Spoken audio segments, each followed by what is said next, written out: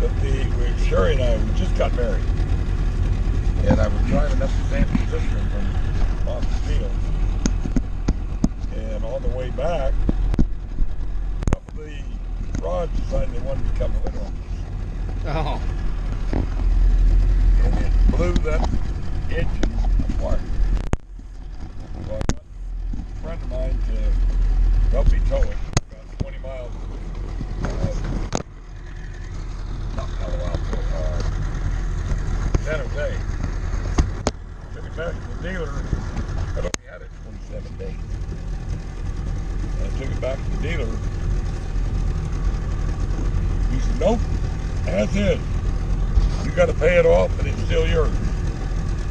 So I went back to the base and I checked with the legal officer and I asked him how.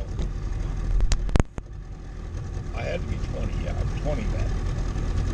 And he says, did you sign a contract? Yep, we got him.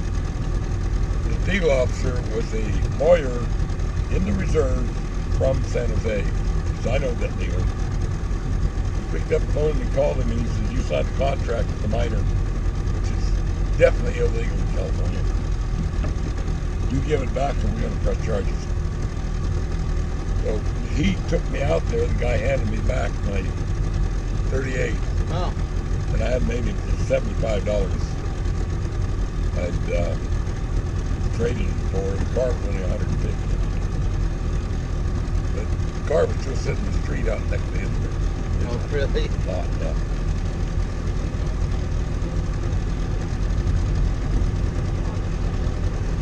It was a mini car, really. 4-cylinder.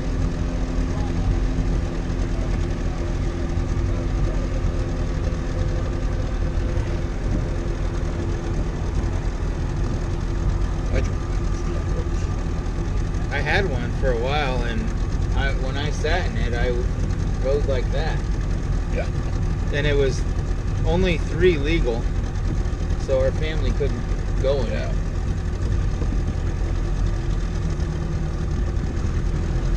Well, that tri-hoe I had, Seasquirrel tri-hoe, we were up in Detroit one time, and we were water skiing,